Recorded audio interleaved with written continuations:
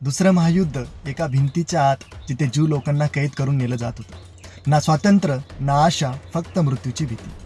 भुकेलं पोट, बर्फासारखी थंडी, कुटुंबी हे डोळ्यासमोर हिसकावून नेले जाताना आणि प्रत्येक क्षणात मृत्यूची चाहूल. पण त्या नरकातही एक माणूस वेगळा विचार करत होता. त्याचं नाव होतं विक्टर फ्रँकेल. त्यांनी जाणलं, परिस्थिती आपल्या हातात नसते, पण दृष्टिकोन निवडणं मात्र आपल्या हातात असतं. जीवनाचा खरा अर्थ तो सापडतो कामात, प्रेमात आणि दुःख स्वीकारण्यात. आणि एकदा तो अर्थ सापडला तर माणूस जगण्यासाठी अजिंक्य होतो. जगण्यासाठी कारण असेल तर कोणतंही संकट सहन करता येतं. फ्रँकेल आपल्या लिखाणात लिहितात, मानवाकडून सर्व काही हिरावलं जाऊ शकतं, पण एक गोष्ट नाही, परिस्थितीसमोर कोणता दृष्टिकोन ठेवायचा हे निवडण्याचं स्वातंत्र्य. हाच अद्भुत प्रवास त्यांनी आपल्या जगप्रसिद्ध पुस्तकात सांगितला आहे. त्या पुस्तकाचं नाव आहे the man search for meaning.